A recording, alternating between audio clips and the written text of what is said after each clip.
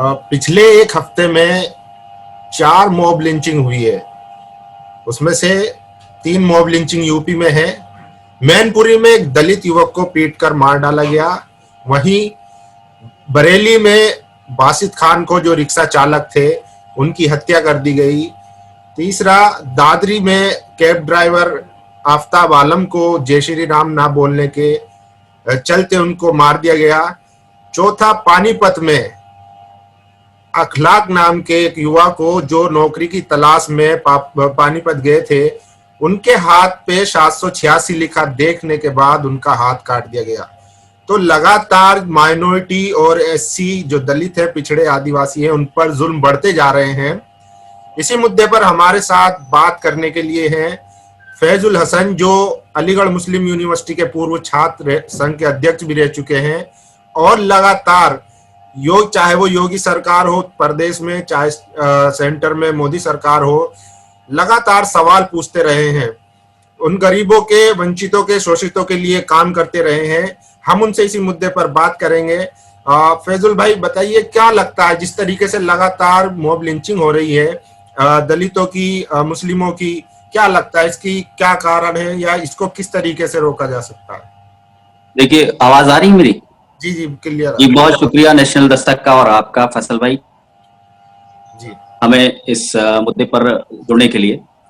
सबसे जो अहम चीज है कि हिंदुस्तान ही नहीं, दुनिया में हर जगह का आलम यह है कि जिसकी लाठी उसकी भैंस। अगर आप वाकई में लगता है कि सामने वाले को यह एहसास करा दें कि नहीं, हम आपसे मजबूत पड़ सकते हैं, तो आपके ऊपर कुछ नहीं। हर बार ऐसा हुआ है।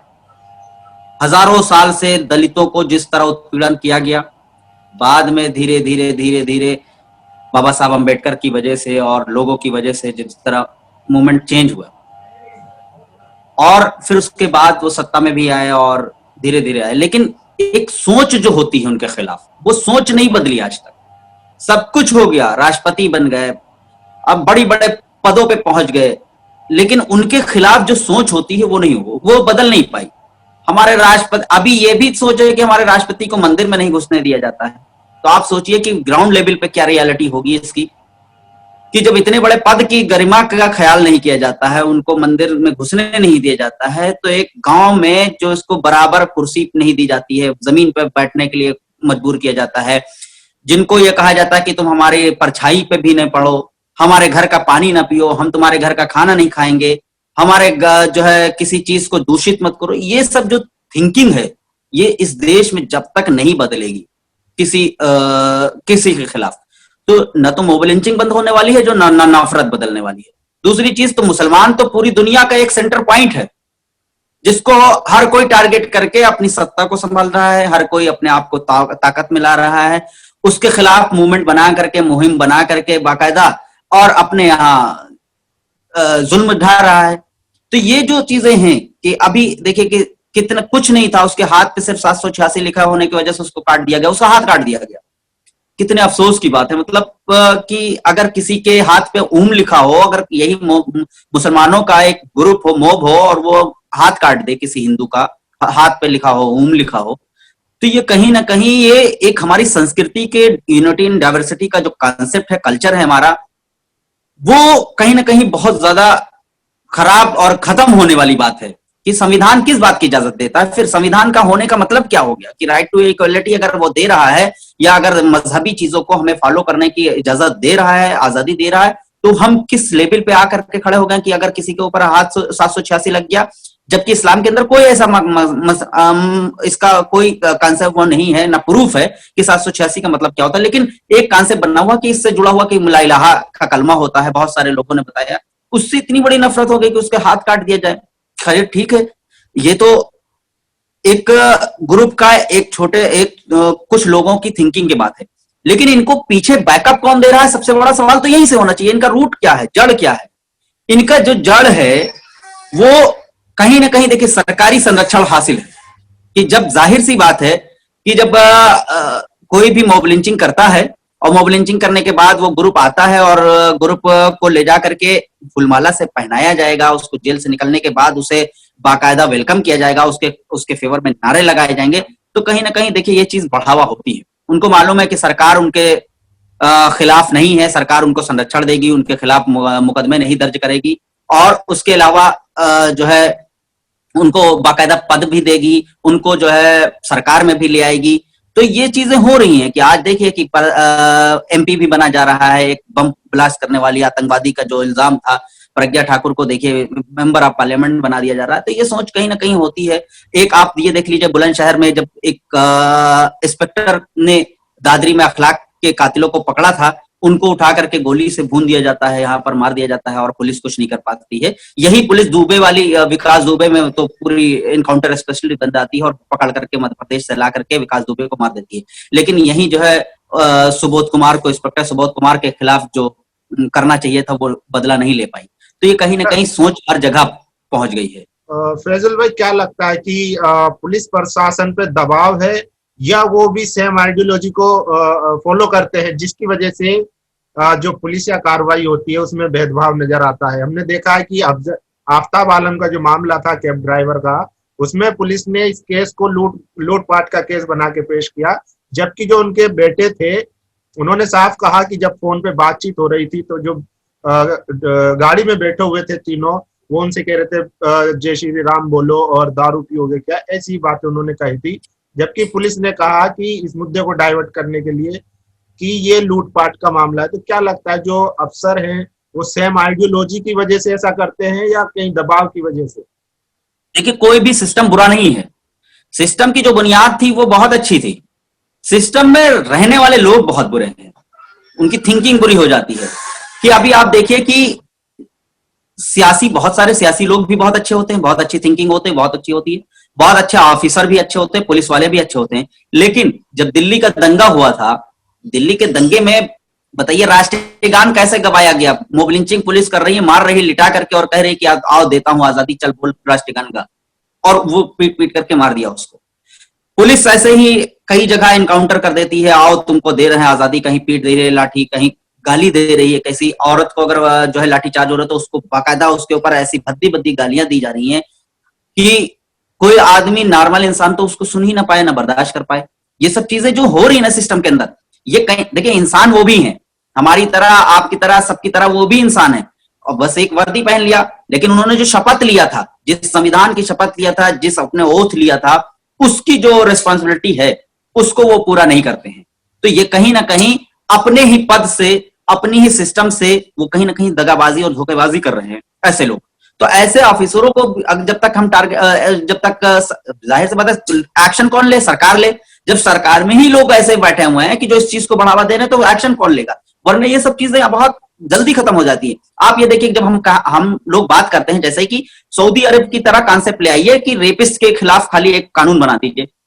एक बार कम से कम करके देख लीजिए कि कहीं ना कहीं देखिए यहां पर हिंदुस्तान में बहुत ज्यादा फ्लेक्सिबिलिटी हर चीज कि एक रेपिस्ट होगा तो उसका महिमा मंडन इस तरह किया जाएगा कि बिल्कुल उसको हीरो बना दिया जाएगा, और उसको इतनी सारा, अगर उसके जो उसका शिकार है, पीड़ित है, उसको 7 साल 8 साल 10 साल तक के जो है भागता रहेगा, कोर्ट के चक्कर लगाता रहेगा। निर्भया के केस में हम सब ने देखा कि कैसे फांसी कब हुई, कितने सालों के बाद हुआ। तो ये कहीं ना कहीं बढ़ावा हो रहा है। उतनी बीच में कितनी बच्चियों का रेप हो गया निर्भया के बाद। आप ये देखिए कठुआ का कितना बड़ा केस हो गया, क्या हुआ वहां? रैलियां निकल रही है, तिरंगा यात्रा निकाला जा रहा है रेपिस्टों के फेवर में। तो ये सब चीजें, और उसके बाद आए दिन रेप हो रहा है, हर दिन हो रहा है। 80 साल की बूढ़ी से लेकर के 3 महीने और 3 साल तक की बच्चियों तक का रेप हो रहा है, कोई चीज नहीं रुक रहा है। तो ये कहीं ना कहीं अगर ये हो रहा है चीजें, तो ये हमें, हमारे लिए, पूरे देश के लिए, संविधान के लिए बहुत अफसोस की बात है। और ये जो हमारा देश है यूनिटी इन डाइवर्सिटी का, तो ये आपस में टूट रहा है। ये कल्चर हमारा खत्म हो रहा है कि यहाँ पर हर मजहब को पूरी आजादी थी अपनी मजहबी चीजों को बाकायदा आजादी की तरह बिल्कुल हर आजाद होकर के, बल्कि परफॉर्म करने की। अगर हम मस्जिद जा रहे हैं, टोपी लगा करके, दाढ़ी रख रहे हैं, कुर्ता पाजामा पहन रहे हैं, तो ये इससे किसी की भावनाओं को आहत नहीं होता था। कोई मंदिर में जा रहा है, पुजारी है और भगवा पहन करके जा रहा है और टीका लगा करके जा रहा है, राम राम कर रहा है, नमस्ते कर रहा है, अगर वो जा रहा है तो ये किसी के लिए आस्था का और किसी के खिलाफ जो है आस्था के खिलाफ नहीं जा रहा था। लेकिन यही चीजें अब क्या हो रही है, ये नफरत चीजें हो रही है कि अगर 786 हाथ पे लगा है तो वो किसी के सेंटिमेंट हर्ट हो गया और वो उसने हाथ काट दिया। तो ये ग्रुप जो बढ़ रहा है, तो इसको अगर सरकार ने नहीं रोका तो ये आने वाले वक्त के लिए देखिए देश में कुछ बचा नहीं है अभी। सब कुछ खत्म हो गया इस वक्त कोरोना काल में, सब कुछ, सारे लोग कितनी नौकरियां, करोड़ों में नौकरियां चली गई, यूथ बिल्कुल पैदल हो गया, जमीन पे आ गया, भीख मांगने के आलम में लोग आ गए। तो ये जो आ रहा है ना, ये कहीं ना कहीं फ्रस्ट्रेशन, ये मॉब लिंचिंग और यही सब चीजें, आपस में लड़ाई, दंगे फसाद, और खास करके देखिए जो यूपी में बाकायदा हमारे मुख्यमंत्री कहा करते थे, बहुत दावा पेश कर रहे थे कि हाँ जितने गुंडे बदमाश हैं वो प्रदेश छोड़ करके चले जाएं, वरना उनको मार दिया जाएगा, उनको ठोक दिया जाएगा। तो आज वो देखिए सबसे ज्यादा यहाँ पर गुंडे बदमाशी हो रही है, यहाँ आए दिन मर्डर हो रहा है, आए दिन रेप हो रहा है, कुछ नहीं रुक रहा है कि हर किसी को भी अधिकारी को कमिश्नरी के सामने मार दिया जा रहा है, तो कुछ नहीं हो रहा है। तो इससे बड़ा अफसोस की बात है कि सरकार भी इन सब चीजों में फेल हो रही है। सिस्टम देखिए, मैं बहुत ऐसी कंट्री में गया, जैसे दुबई गया, मैं भूटान गया, 2 जगह। तो भूटान को कहा जाता है नेचुरल ब्यूटी है और दुबई को कहा जाता है आर्टिफिशियल ब्यूटी कंट्री है। वहां पर एक कानून है कि अगर आप गलत जगह गाड़ी पार्क करेंगे तो आपकी गाड़ी सीज कर दी जाएगी, या फाइन इतना होगा कि आप दे भी ना पाए। तो वो एक डर होता है हम लोग को कि अगर गाड़ी खड़ी करनी है तो हमें सिस्टम के साथ खड़ी करनी है। ऐसे ही भूटान में हम गए तो बिना जेब्रा क्रॉसिंग के हम रोड क्रॉस नहीं कर सकते, वरना फाइन है, वहां पर बहुत अच्छा खासा फाइन है। हम रास्ते पर गुटखे का रैपर नहीं बेच सकते, सिगरेट का जो है धुआं नहीं कर सकते, हम रास्ते पे खड़े होकर के जो है बाकायदा ऐसे ही टहल भी नहीं, इस तरह खुलेआम जाकर के रोड पे नहीं टहल सकते जैसे यहाँ होता है। वहां फाइन हो जाएगा, वहां उल्टी करने पर तो 7,000 की सजा, 7,000 रुपए फाइन है। अगर ये सब चीजें क्यों है? क्योंकि इससे जो है कहीं ना कहीं क्राइम को रोका जाता है। यहाँ पर क्या है, यहाँ कानून तो बनाया जाता है, स्ट्रीट लाइट भी चल रही है, सब कुछ हो रहा है, हर चीज वहां पर नंबरिंग चल रहा है, लेकिन फिर भी लोग जो है गाड़ियां अपनी दौड़ाए हुए चले जा रहे हैं, रेड लाइट है तब भी चले जा रहे हैं। यहाँ कोई मकसद नहीं है, लोग भी फॉलो नहीं करते हैं। क्यों? क्योंकि सरकार जानती है कि सरकार इन सब चीजों को बचा लेगी, इन सब चीजों से कोई ना कोई रास्ता, कोई ना कोई जुगाड़ निकाल लेगी। तो इससे कहीं ना कहीं इस चीज को बहुत ज्यादा बढ़ावा मिलता है। अगर इसमें नहीं अगर होगा सिस्टम, दुबई में एक 8 लाइन की अगर रास्ता है तो उसमें 1 लाइन को बिल्कुल फ्री किया जाता है, उस पर कोई भी मंत्री हो या वहां का राजा भी हो उस पर नहीं चल सकता, उस पर सिर्फ पुलिस चलेगी, उस पर सिर्फ एम्बुलेंस चलेगी। क्यों है? क्योंकि किसी न किसी चीज को प्रायोरिटी दी जाएगी। यहाँ पर तो भीड़ में चाहे जितनी हूटर देती रहे एम्बुलेंस, और मरीज को चाहे जितनी जल्दी हो, लेकिन लोग रास्ता नहीं देते हैं। तो लोगों के अंदर भी अवेयरनेस नहीं, अवेयरनेस है भी, पढ़े लिखे हैं भी, तो कहीं ना कहीं जाहिलियत वाला अपना सबूत देते हैं। तो ये बहुत ज्यादा अफसोस की बात है कि मॉब लिंचिंग पे जिस तरह सरकार को कदम उठाना चाहिए था वो कदम ना उठा करके बल्कि ऐसे लोगों को सपोर्ट कर रही है। तो ये मॉब लिंचिंग रुकने वाली नहीं है इस देश में। अभी बंगाल में ममता बनर्जी ने इसके लिए कोई कानून बनाया है, लेकिन नेशनल लेवल पे अभी भी इस पर बहस तक नहीं हुई कि जिस तरीके से मॉब लिंचिंग या मॉब लिंचर जो है वो एक पार्टी विचारधारा के तहत काम करते हैं, और ये ऑर्गेनाइज एक क्राइम है। कोई अचानक से उठ के किसी को देख के नहीं मारता, ये एक ऑर्गेनाइज क्राइम है। लेकिन इसके पीछे जो लोग हैं वो इस पर अपनी बात नहीं खोलते। वहीं मीडिया, पहले तो ऐसा होता था कि 2015 की अगर हम बात करें अखलाक की, दादरी वाले की, तब उस वक्त ऐसा था कि खबर बनती थी, लोगों को एहसास होता था, लोगों ने जो इंटेलेक्चुअल थे, लिबरल थे, उन्होंने अवार्ड भी वापसी करे। लेकिन 2015 से 2020 तक ऐसा क्या फर्क आ गया कि अब लोग ना तो ये खबर तक नहीं बनती, दूसरा जो लिबरल हैं, जो इंटेलेक्चुअल हैं, जो मानवता में भरोसा रखते हैं, वो लोग भी इस पर कुछ आवाज नहीं उठा पाते। तो इस 5 सालों में जो फर्क आप देख रहे हैं, क्या ये जो समाज है, क्या समाज ने एक्सेप्ट कर लिया है कि मुसलमानों के खिलाफ जो अत्याचार होगा, मॉब लिंचिंग होगी, इसको एक्सेप्ट कर लिया गया है, या दलितों के साथ जो हो रहा है उस पर क्या लगता है समाज इसको एक्सेप्टेबल समझता है? देखिए, जो 2014 के बाद से चेंजेस आए हैं देश में, 6 साल हो गए करीब, वो एकदम ड्रास्टिक चेंजेस जो 70 साल में कभी चीजें नहीं हो रही थी वो चीजें होने लगी कि एक छोटी छोटी थिंकिंग पे लोगों को मार दिया जा रहा है, जान ले ली जा रही है। ये कभी नहीं हुआ था। ये सिर्फ इसी बात पे है कि सरकार ने जो आईटी सेल बनाया, आईटी सेल में इतनी नफरत भरी गई, एक मजहब के खिलाफ, एक धर्म के खिलाफ, एक जाति के खिलाफ भरा गया। तो वो कहीं ना कहीं एक रूट, बिल्कुल गांव में जो कभी नहीं हुआ करता था, गांव में हमें मालूम ही नहीं होता था कि फला का नाम राम है या श्याम है या क्या है, वो हमारे साथ बैठ करके खाना खाते थे, और वो सारी चीजें होती थी। एक दूसरे के साथ बैठ करके बातें करते थे, एक चारपाई पड़ी होती थी या बाहर का जो आंगन टाइप का होता था, वहां बैठ करके लोग बातें किया करते थे गाँव में अक्सर। अब वहां तक ये नफरतें फैल गई, ये इतनी ज्यादा, इसमें पूरी जो जिम्मेदारी है वो सरकार की है। क्योंकि अगर सरकार ने इस चीज को बढ़ावा न दिया होता तो ये किसी की हिम्मत नहीं थी कि जो है करके चला जाता या कोई भी मॉब लिंचिंग कर दे। अभी क्या कानून ले आए, अभी पास कर दें इसी पे, एक मोब लिंचिंग करने पे अभी 4 लोगों को अभी फांसी की सजा फौरन फास्ट ट्रैक कोर्ट से दे दें अभी, तो क्या ऐसा हो सकता है?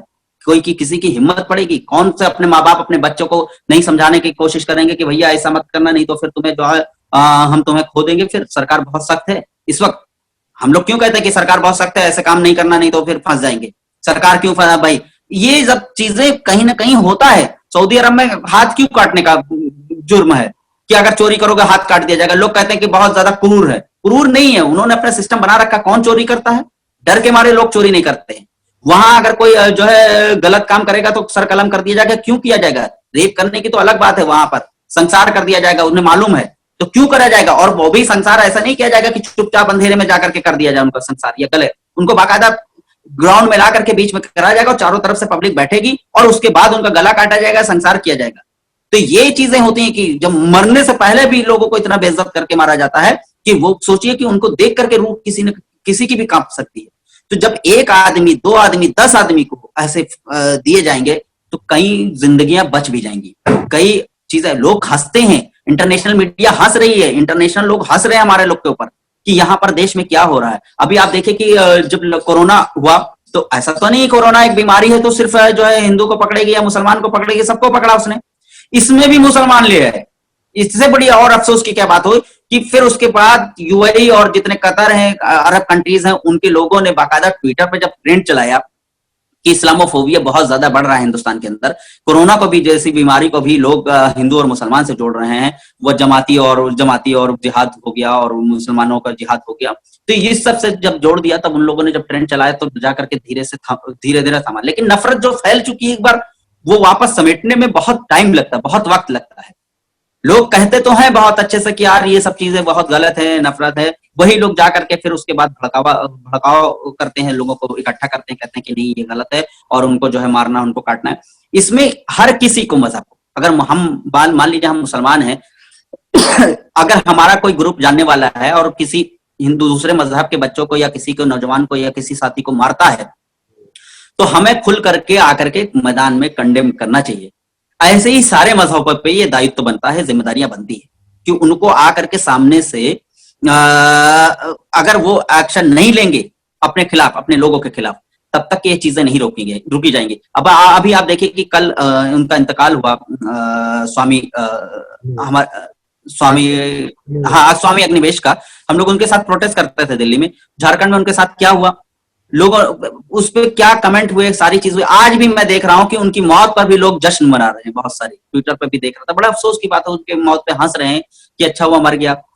वो एक आर्य समाज वाले आदमी, दयानंद सरस्वती को मानने वाले, हिंदू धर्म को बाकायदा बिल्कुल पूजने वाले, भगवा पहनने वाले, किसी मुसलमान को उनसे नफरत नहीं थी बल्कि बहुत मोहब्बत थी, कंधे पे और गले मिला करके रखते थे मुसलमान। मतलब एक सेकुलरिज्म का एक बहुत बड़ा ढांचा था, उसके खिलाफ ये लोग नफरत इसलिए करने लगे कि वो मुसलमानों के लिए क्यों लड़ता है, वो दलितों की, वंचितों के लिए क्यों लड़ता है, वो पिछड़ों के लिए क्यों लड़ता है, वो औरतों के लिए, औरतों के हुकूक के लिए क्यों लड़ता है, वो सिर्फ इस बात से नफरत। अब आप सोचिए कि यहाँ पर अच्छे कामों अगर आप करेंगे तो उसमें ज्यादा नफरत आपके खिलाफ बना दी जाएगी। क्यों कर रहे हो, यानी कि अगर आप नफरत बोएंगे, हम अभी अगर मान लीजिए हम आगे अभी नेता हैं, पॉलिटिक्स में हैं, हम अभी काटने मारने की बात करें तो हमें बड़ा पद मिल जाए इस हिंदुस्तान में। तो अगर ऐसी सियासत चल रही है तो कहीं ना कहीं ये देश के लिए खतरा है, हमारे और आपके लिए या समाज के लिए नहीं बल्कि पूरे देश के लिए खतरा है। ऐसे लोगों को तो बाकायदा तो जेल के अंदर होना चाहिए, या तो उनको फास्ट ट्रैक कोर्ट का फैसला होना चाहिए, जो रेपिस्ट हैं उनके खिलाफ होना चाहिए। अगर उनके पास सबूत आता है तो उनको बाकायदा संसार करना चाहिए, उनको मारना चाहिए, नहीं तो फिर ये रुकने वाली चीजें नहीं है, ये क्राइम नहीं रुकने वाले। फैजल साहब, 17 तारीख को प्रधानमंत्री जी का जन्मदिन है और जो युवा है, भारत के युवा, उन्होंने कॉल दिया है कि इसको बेरोजगार दिवस के रूप में मनाया जाए।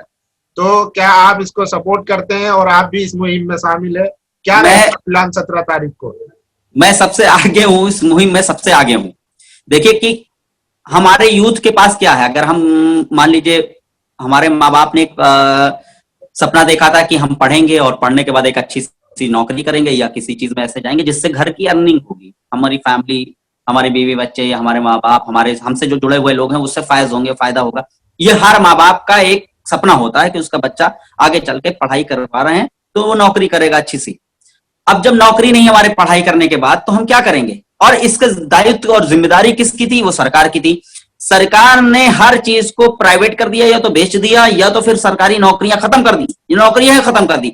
2 करोड़ नौकरियों का वादा करने वाली सरकार 2 लाख नौकरियां भी नहीं दे पा रही है। अब आप एक चीज देखिए कि चीन में, जिस चीन को ये लोग गाली दे रहे हैं, जिस पाकिस्तान को गाली दे रहे हैं, जिस अमेरिका को गाली या वो कर रहे हैं, कंपैरिजन कर रहे हैं अपने आप को, उनसे वो और इनमें जमीन आसमान का फर्क है। 50,000 नौकरियां एक दिन में चीन देता है अपने यूथ का, और जो यहां का रेशियो है इंडिया का, वो 450 है। सिर्फ 450 नौकरियां दे पा रहा है हिंदुस्तान। तो आप 450 50,000 को देने वाले के बराबरी कर रहे हो, उससे आगे निकलने की बात करो, कैसे होगा? पहले आप उस लेवल पे लाइए अपने आप को। आप कैसे उसको पीछे कर सकते हैं? वहां के यूथ को कितनी अच्छी नौकरियां मिल रही। आप पाकिस्तान की तो बात कर रहे हैं कि हाँ पाकिस्तान को ये कर देंगे, उसने कोरोना खत्म कर दिया। आप तो अभी तक के दुनिया में दूसरे नंबर पर पहुंच गए, और किसी चीज में नंबर 1 नहीं हो पा रहे हैं, लेकिन कोरोना में जैसी बीमारी में आप नंबर 1 पहुंचे जा रहे हैं। आप अमेरिका के बराबरी की बात करते हैं। अमेरिका ने अपने हर सिटीजन के अकाउंट में $12,000 दिया, और यह भी कहा कि अगर किसी की बीवी और बच्चे हैं और वो जॉब में नहीं है, तो उसको $24,000 दिया जाएगा डॉलर महीने का। और अप्रैल से उन्होंने हर किसी के अकाउंट में डालना शुरू कर दिया है। यहाँ क्या हो रहा है? यहाँ तो रास्ते पे छोड़ दिया मरने के लिए, यहाँ ट्रेनों पे कट गए, भूखे मर गए बेचारे लोगों ने। बाकायदा रास्ते में अगर नहीं मुहिम चला करके किया होता तो पता नहीं कितनी और मौतें हो गई होती। इस तरह तो सरकार का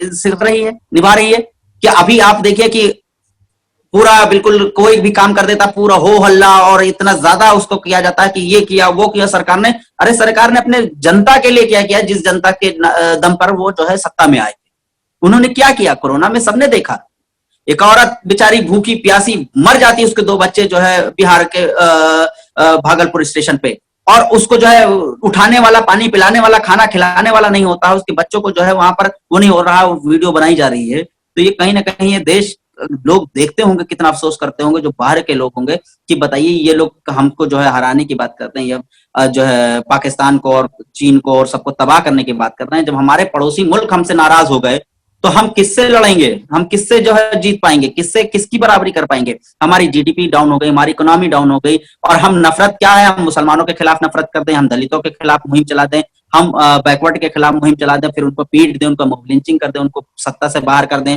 उनको सरकारी पदों से बाहर कर दें, उनको नौकरियों से बाहर कर दें, तो यूथ को बिल्कुल पीछे कर दें। तो ये तो मेरे ख्याल से इनका जन्मदिन पे तो बाकायदा, अब आप इससे बड़ी अफसोस की बात क्या होगी कि नीट की जैसी परीक्षा, इसमें कई लाख 26 लाख के करीब बच्चे जो बैठ रहे थे नीट और जेई में, उसको बहुत लड़कों ने महीनों भर से ट्विटर पे ट्रेंड चलाया कि इसको कैंसिल कर दिया जाए, लेकिन नहीं कैंसिल किया। लेकिन बच्चे फिर भी कि मोदी के मन की बात को जो है उन्होंने डिसलाइक कर दिया, और डिसलाइक में लाखों पहुंच गए। तो अब आप ये देखिए कि इनको वहीं से समझ जाना चाहिए कि यूथ इनसे कितना खिलाफ है। तो आप अगर बेरोजगारी दिवस हम मनाएंगे, तो ये तो सही बात है, ये फ्रस्ट्रेशन है हमारा सरकार के खिलाफ, ये तो हमारा प्रोटेस्ट है एक तरीके का। हम ये प्रोटेस्ट करेंगे एक तरीके का, बल्कि सरकार के खिलाफ, कि हम आपके जन्मदिन पे जरूर जन्मदिन की मुबारकबाद देते, अगर हमें आप नौकरी देते, हमें आप अच्छे से जो है एजुकेशन देते, हमें अच्छा सा इंफ्रास्ट्रक्चर देते, हमें इस देश में कम से कम एक आजादी के साथ बोलने की ताकत और आजादी देते, तब हम आपको जन्मदिन की मुबारकबाद देते, क्योंकि आप हमारे प्रधानमंत्री थे। इसकी गरिमा हम रखते हैं। लेकिन हम बेरोजगारी दिवस इसलिए मनाएंगे क्योंकि आपने देश को बहुत पीछे कर दिया। हर चीज में ला करके, जिस जीडीपी की बात 8.5 और 9% हुआ करती थी, आज वो जीडीपी 2% से भी नीचे पहुंच गई है। तो उस जीडीपी की जो है उसकी वजह से और नौकरी की वजह से आपने जो खत्म किया, हम आपके खिलाफ इस प्रोटेस्ट में शामिल हैं। तो इस देश में सब चीजें लगातार बेची जा रही हैं, प्राइवेटाइजेशन को बढ़ावा दिया जा रहा है, और अब सुनने में आ रहा है कि जो अमेजोन के मालिक है बेजोस, वो रिलायंस में हिस्सेदारी ले सकते हैं, जिसके बाद रिलायंस की अभी भी कितनी मोनोपोली है, तमाम जो छोटी छोटी कंपनियां थी सब खत्म हो गई। उसके बाद आप समझ सकते हैं कि किस तरीके से जो ये शार्क होगा मोनोपोली का, वो किस तरीके से काम करेगा। मोदी सरकार जिस तरीके से काम कर रही है, लगातार छात्रों को, युवाओं को, किसानों को, दलितों को, शोषितों को, वंचितों को, आदिवासियों को, किसी को भी संतुष्ट नहीं कर पा रही है। चाहे हरियाणा में किसान हो, अगर वो रैली करते हैं तो उन पे लाठियां बरसाई जाती है, चाहे जामिया के छात्र हो उन पे लाठियां बरसाई जाती है, चाहे अलीगढ़ के छात्र हो उन पे लाठियां बरसाई जाती है। कोई भी अगर उनसे सवाल करता है तो उसको, उसकी आवाज को दबाने की कोशिश की जाती है। लेकिन मीडिया, जो गोदी मीडिया है, वो ऐसे इमेज बिल्डिंग करता है, ऐसे मैनेजमेंट करता है कि भारत में सब चंगा सी। लेकिन गोदी मीडिया जो इवेंट मैनेजमेंट का काम करता है वो बहुत अच्छी तरीके से करता है। 9 तारीख को युवाओं ने जिस तरीके से दिया मोमबत्ती जलाकर अपना विरोध दर्ज किया, उस दिन पूरे दिन गोदी मीडिया पर कंगना और ठाकरे का पूरा प्रकरण चला ताकि वो खबर दबाई जा सके। लेकिन हमारे पास सोशल मीडिया है जो असल मीडिया है, जिसके थ्रू हम अपनी आवाज पहुंचा सकते हैं। तो आप लोगों को लगता है कि हमारा काम सही है अगर, और आप लोगों से भी उम्मीद है कि 17 तारीख को जो युवाओं की कॉल है, फैजुल हसन साहब की कॉल है, जिस तरीके से ये विरोध दर्ज कराने वाले हैं बेरोजगारी का, आप सब लोग भी बेरोजगारी पर विरोध दर्ज कराएं और तमाम जितने भी आपके सोशल अकाउंट है, चाहे ट्विटर हो, फेसबुक हो, इंस्टा हो, सब पर अपलोड कीजिए और मोदी जी के पास तक पहुंचाए ताकि उन्हें लगे कि देश में चंगा नहीं है, युवा बेरोजगार घूम रहे हैं और दलितों की हत्याएं हो रही है, मुस्लिमों की हत्याएं हो रही हैं। आप सबको जरूरी है ताकि मीडिया सत्ता में बैठे लोगों के कानों तक आवाज पहुंच सके, तभी इस देश का कुछ भला हो सकता है। नहीं तो इस देश में अब कुछ बचा नहीं है जिस तरीके से सरकार ने डिक्टेटरशिप चला रखी है। फैजुल हसन साहब, बहुत बहुत शुक्रिया हमें टाइम देने के लिए। और आप लोगों की क्या राय है, कितना आप इत्तेफाक रखते हैं फैजुल हसन भाई की बात से, अपनी राय जरूर दें और देखते रहिए नेशनल दस्तक। नेशनल दस्तक की आपसे गुजारिश है कि अगर इसको बचाना चाहते हैं तो नेशनल दस्तक को सब्सक्राइब करने के लिए रेड कलर के सब्सक्राइब बटन को दबाएं, फिर बेल आइकन की घंटी दबाएं। नेशनल दस्तक को बचाने के लिए बहुत जरूरी है कि हर खबर को शेयर करें, लाइक करें, कमेंट जरूर करें।